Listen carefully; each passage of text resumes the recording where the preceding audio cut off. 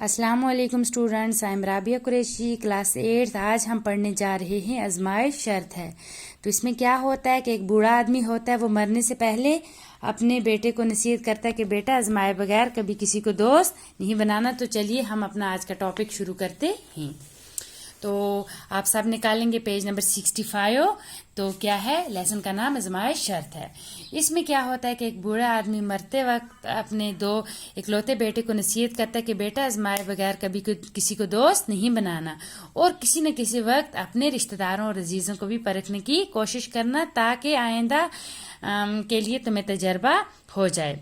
तो उसके बाद क्या होता है, कुछ दिनों के बाद बूढ़ा मर जाता है और बेटे ने बाप की बातों को आजमाने के लिए अपनी बीवी और अपने करीबी दोस्त की आजमाइश का इरादा कर लिया। इसका दोस्त बहुत ही चालाक होता है और मकामी जो हाकिम होते हैं उनके लिए मुखबिरी यानी जासूसी का काम करता है।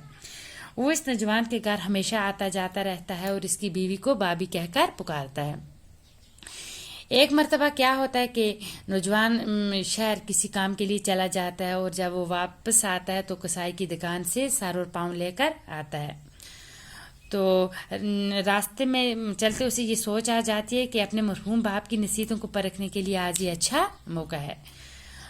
चनाचा उस थैले में जो उसने सर और पाँव रखे होते हैं तो वो साथ उसे अपने गांव ले आता है। और उस टाइम हासी रात हो चुकी होती है और अंधेरे में घबराई हुई बीवी को आवाज देता है कि घर में रोशनी ना करे और कदार लेकर चुपचाप आंगन में आए और गड़ा खोदने लगी। बीवी की हैरत को खौफ और दहशत में तब्दील करते हुए उसने कहा कि मैं अपने पुराने किसी दुश्मन का कत्ल कर आया हूँ और उसकी खोपड़ी को बदले के लिए अपने आंगन में दफनाना चाहता हूँ। बीवी चुपचाप गड़ा खोदती रहती है और नौजवान ने अपने हाथों में वो थैला रखा हुआ होता है जिसमें दुश्मन की खोपड़ी होती है और क्या करता है, उसे दफन कर देता है। जब इस काम से फारुग हो जाते हैं तो उसे नींद आ जाती है और वो गहरी नींद सो जाता है। कौन? नौजवान। यहाँ से क्या होता है, इसकी बीवी की नींद वगैरह तो उड़ जाती है और सारी रात वो बेचारी सो नहीं पाती। सुबह को क्या होता है, नौजवान अपने किसी काम से बाहर चला जाता है, किसी न किसी काम से। तो वो जो सरकारी जासूस होता है वो अपने दोस्त के घर आता है और इसकी बीवी से दरियाफ्त करता है कि मेरा दोस्त कहाँ है। कुछ दोस्त के बारे में कुछ न कुछ पूछता है। तो उसकी बीवी बहुत घबराई हुई होती है, उसकी आंखें सुर्ख हुई होती हैं। पहले वो तो समझता है कि मियाँ बीवी की कुछ न कुछ जो अमूमन क्या होती है, आपस में लड़ाई झगड़ा होता है, कोई नाराजगी होगी, मगर उसे ये बात खिलाफे मामूल लगती है कि पहले तो ऐसा कभी नहीं हुआ, आज कुछ न कुछ बात तो जरूर है। और उससे पूछता है कि भाभी सच सच बोलें, क्या बात है। यह सुनना होता है कि उसकी बीवी फूट फूट कर रोने लगती है और उससे इल्तिजाएं करती है कि भैया अब तुम ही अपने दोस्त को बचा सकते हो, उसने कहीं अपने किसी पुराने दुश्मन को कत्ल कर दिया है और उसका सर काट कर लाया है और उसे रात के अंधेरे में हम दोनों ने अपने आंगन में दफना दिया होता है। अब बीवी वही बेवकूफ़ी कर देती है। सरकारी मुखबिर यहाँ से क्या करता है, खातून को दिलासा देता है, उसकी बीवी को दिलासा देता है और उल्टे पांव वापस निकलता है, क्योंकि शहर में कुछ दिन पहले ये वारदात हुई होती है, ये हादसा हुआ होता है कि किसी का कत्ल हो जाता है और कातिल सर काट कर ले जाता है। और अब क्या होता है, इनाम निकलता है कि जो भी मकतूल का सर ला कर देगा उसे इनाम मिलेगी। अब इसके लिए पुलिस और लोग सब इसी काम में लगे हुए होते हैं, उस कातिल को ढूंढने में लगे हुए होते हैं। अब इसका दोस्त जो होता है, इसे इनाम की लालच हो जाती है, वो सीधा पुलिस के पास जाता और इन्हें खबर देता है कि वो जिसका जिस का सर पिछले दिनों कट गया था, तो उस कातिल का पता मैं आपको दूंगा।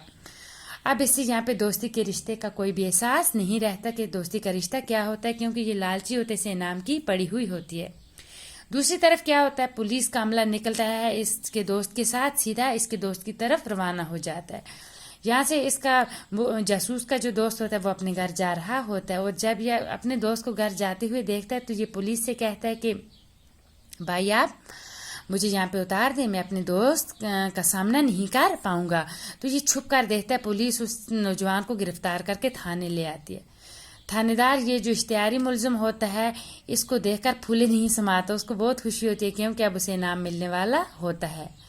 और वो फौरन क्या करता है, अपने अमले को ये हुक्म देता है कि आप इसे इकबाल जुर्म करवाएं, जुर्म कबूल करवाएं और तफ्तीश का काम पूरा करें और वो बरामद करें, जो सर होता है उसे बरामद करें। یہ سن کر نوجوان نے جو کسی طرح بھی قاتل دکھائی نہیں دیتا، وہ تھانے دار سے کہتا ہے کہ تھانے دار صاحب آپ مہربانی کر کے میرے ساتھ میرے گھر تشریف لے جائیں، آپ کو وہاں پہ آلہ قتل اور سب کچھ مل جائے گا۔ تھاندار کیا کرتا ہے، نوجوان کے منہ پر زوردار تھپڑ مارتا ہے اور اسے کہتے ہیں کہ آپ مذاق کر رہے ہو۔ نوجوان اس کا تھپڑ اس ٹائم برداشت کر لیتا ہے اور اسے کہتے ہیں جناب میں مذاق نہیں کر پاتا، آپ مہربانی کر کے میرے گھر تو چلیں۔ تھاندار نوجوان کو ساتھ لے کر اس کے گھر پہنچ جاتا ہے اور نوجوان کی نشاندہی پر جو گڑے میں تھیلا وغیرہ ہوتا ہے وہ برآمد کیا جاتا ہے اور اس میں وہ سر اور پاؤں نکالے جاتے ہیں۔ اب نوجوان تھانے دار سے مخاطب ہو کر کہتے ہیں کہ حضور یہ ہے مقتول کا سر جو آپ کو مل گیا، اب آپ کو آلات قتل باقی جو آپ کو میں ابھی دکھاؤں گا۔ ان میں سے ایک کون ہے؟ ایک میری بیوی ہے جس کو آزمانے کے لیے میں نے یہ ڈرامہ رچا تھا، یہ ڈھونگ رچا تھا، اور دوسرا کون ہے؟ وہ مغفر، وہ جاسوس جسے میں نے بغیر آزمائے دوست بنایا تھا۔ اب تھانے دار سمجھ جاتا ہے کہ یہ سارا قصہ محض آزمائش کا ہے، اس نے اپنی بیوی اور دوست کو آزمانے کے لیے سارا ڈھونگ رچا ہے، یہ کوئی قاتل نہیں ہے۔ تو آپ کو آئی ہوپ آپ کو سمجھ آیا ہوگا۔ کل پھر ملتے ہیں، تب تک کے لیے اللہ حافظ، تھینک یو۔